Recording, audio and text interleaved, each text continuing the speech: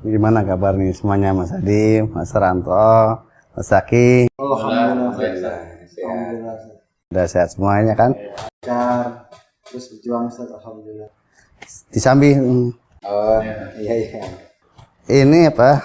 Tadi ya, Mas Zaki ya. Kayaknya apa ada sesuatu yang ingin apa ditanyakan nih? Saya bingung Ustaz. Saya bingung.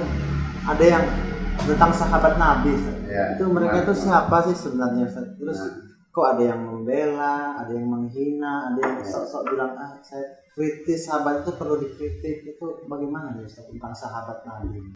Ya, Pak. Mungkin Pak ya sesungguhnya Pak terkait dengan sahabat Nabi secara umum mah kaum muslimin itu Pak pada tahu lah. Hanya saja memang akhir-akhir ini Pak luar biasa ya tentang hal ini. Jadi sesungguhnya istilah sahabat itu kan untuk mengistilah, jadi istilah yang digunakan untuk menyebut tentang seseorang yang berjumpa dengan Nabi SAW lalu beriman dengan beliau, kerasulan beliau, dan meninggalnya pun dalam keadaan beriman. Itulah yang disebut sahabat Nabi itu seperti itu. Dan terkait dengan sahabat Nabi SAW sesungguhnya Allah sudah bercerita tentang mereka.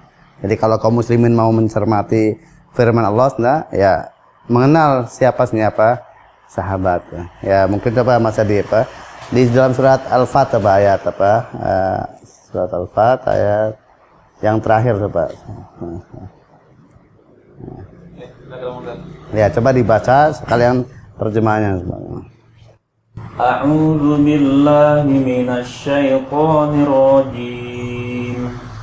Muhammadur Rasulullah walladzina ma'ahu asyidda'u 'alal kuffari ruhama'u bainahum tarahum ruk'an sujjadan yabtaghuna fadlan minallahi wa ridwana simahum fi wujuhihim min atharis sujud dzalika mathaluhum fit Taurah wa mathaluhum fil Injili kazar'in akhraja shat'ahu fa'azarahu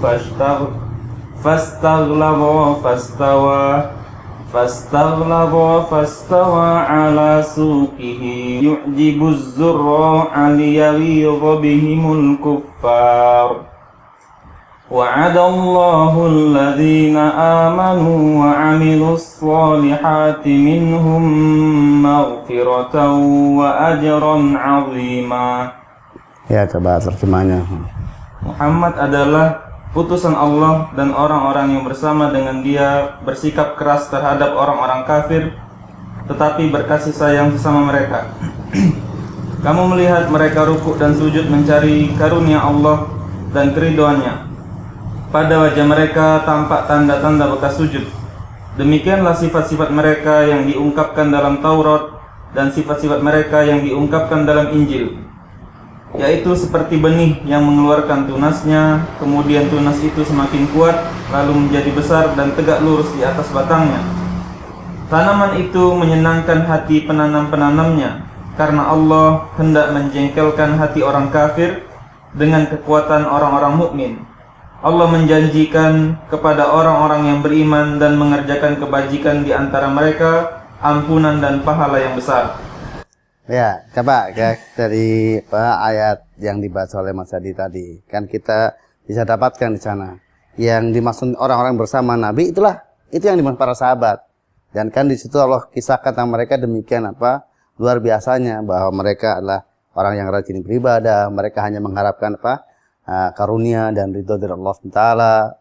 Di samping sikap mereka tegas kepada orang kafir, sangat kasih sayang kepada orang-orang yang beriman.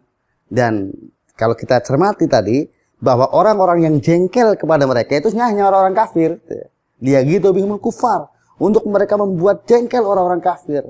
Maka kita ada kecurigaan, kalau kok bisa ada orang muslim, mengaku muslim, kemudian kok ada jengkel ya kan sama sahabat, padahal Allah tadi sifat tentang mereka. Dan juga dari ayat itu Allah janjikan pada mereka pahala yang sangat besar. Nah itu tentang tentang sahabat.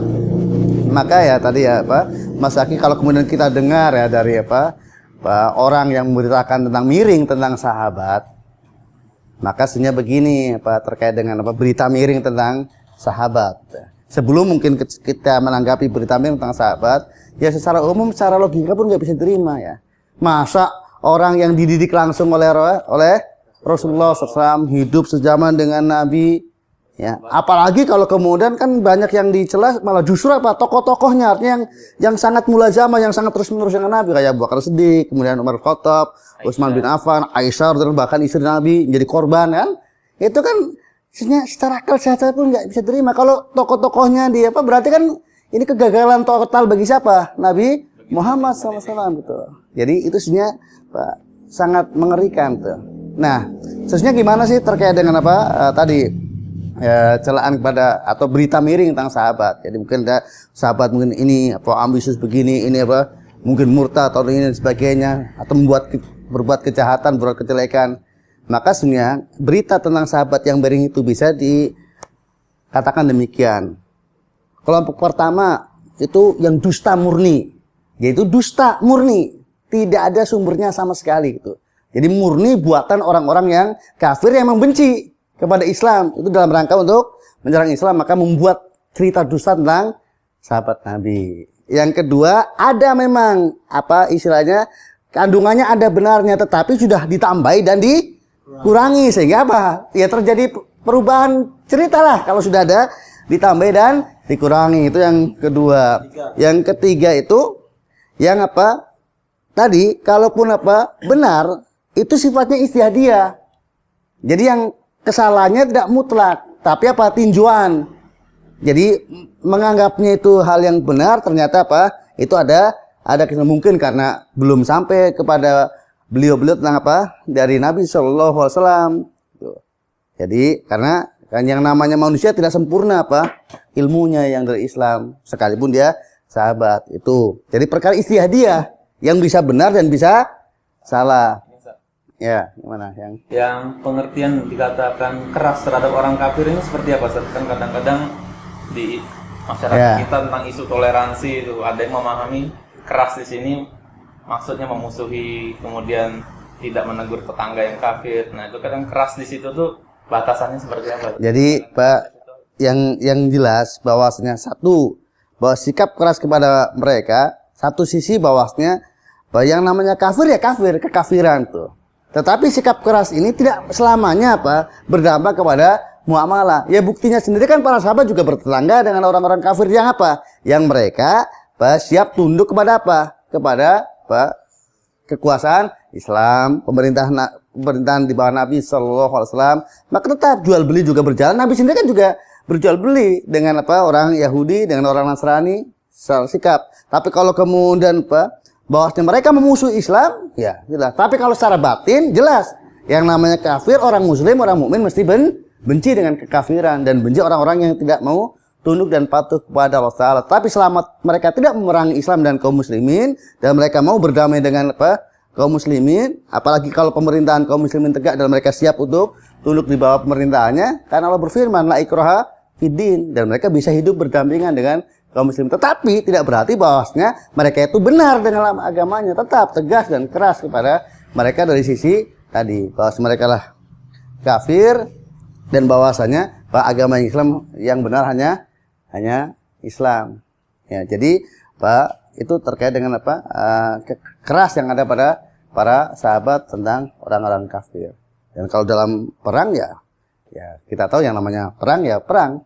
Ya saling membunuh satu dengan yang lainnya. Tetapi ketika kemudian dalam hidup berdamai ya mereka bisa berdamai dengan aturan main yang jelas sudah diatur dalam Islam. Jadi sifat-sifat para sahabat juga di ayat ini dijelaskan dalam Injil. Injil dan dalam Taurat. Iya, jadi dulu ahlul kitab sesungguhnya sudah diberitakan kan tentang akan datangnya Nabi Muhammad SAW gitu. Termasuk orang-orang yang bersama beliau itu seperti apa sifat-sifatnya sudah ada. Jadi sudah diberitakan dalam Taurat dan Injil seperti firman Allah tadi. Iya, jadi tentang ciri-ciri mereka seperti apa sudah, kebaikan mereka sudah secara umum sudah diberitakan. Dan persis seperti apa yang dalam Injil dan Taurat yang asli dulu, ya demikianlah sifat-sifat para sahabat. Maka ya sebenarnya orang-orang kafir yang memahami kitab, ya mereka melihat kenyataan apa yang ada dalam Injil dan Taurat yang mereka dapatkan dulu. Oh ternyata itulah kenyataannya, terjadi apa yang terdapat dalam Taurat dan Injil. Itu berkaitan dengan berita miring tadi, Ustaz. Masih ada yang keempat, Ustaz. Yang keempat, terus kalau ada berita miring kayak gini, bagaimana kita menyikapi? Jadi kan begini, Pak. Sekarang Pak, taruhlah misalnya ada sebagian kecil sekali kan. Tadi karena sebagian besarnya sudah iman dia dusta murni atau kemudian ada penambahan pengurangan. Kalaupun ada yang betul, itu apa? Mereka adalah orang-orang yang bertobat. Wattabi sabila man anaba ilayya. Ikutilah jalan orang yang bertobat kepada kami. Nah, Ibnu Imam Qayyim rahimahullah tentang ayat ini menyatakan bahwa seluruh sahabat itu adalah sudah bertobat dari dosanya. Seandainya itu ada terjadi dosa pada mereka, dan taruhlah seandainya ya, itu ada yang tidak bertobat, kebaikan mereka kan amat sangat banyak gitu. Maka itu bisa terhapus dengan apa? Dengan kebaikan yang mereka miliki. Allah berfirman, innal hasanat yudhibna asayat. Kebaikan yang banyak itu bisa menghapus kejelekan. Maka kalau ada apa? Jadi tentunya nilai setitik itu tidak akan merusak apa? Air laut yang demikian. Kalau air sebelanga iya mungkin rusak dengan nilai setitik. Tapi kalau kemudian menimpa dia air laut, nggak akan berubah air laut itu. Nah itu gambaran tentang kalaupun ada kesalahan, itu adalah di dalam kebaikan yang amat sangat banyak.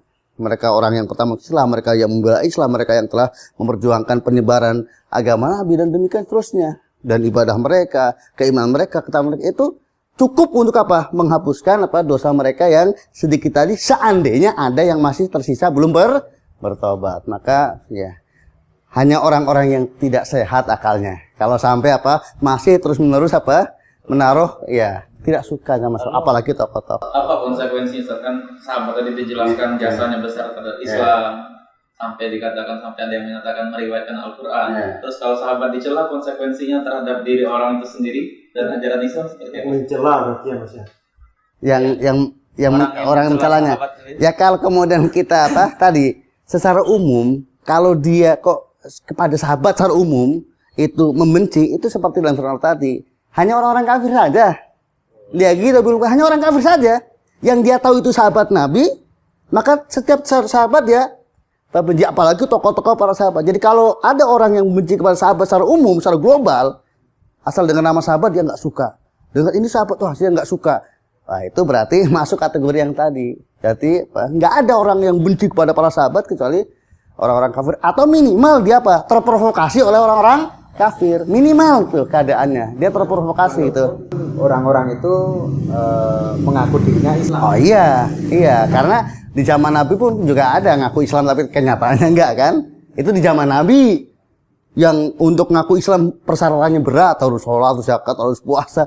Apalagi zaman sekarang sangat mudah untuk ngaku Islam, hakikatnya tidak gitu. Maka ya kita semuanya harus waspada lah, dan juga harus umat ini harus diperingatkan dari orang-orang yang suka berbicara miring tentang sahabat Nabi. Ya mungkin kita ya cukupan ya diskusi kita terkait dengan fenomena yang ada dan ini sebenarnya bukan baru, tapi akhir-akhir ini cukup merebak kembali, yaitu tentang para celaan kepada sahabat Nabi SAW. Ya mudah-mudahan diskusi kita bermanfaat untuk kita semua.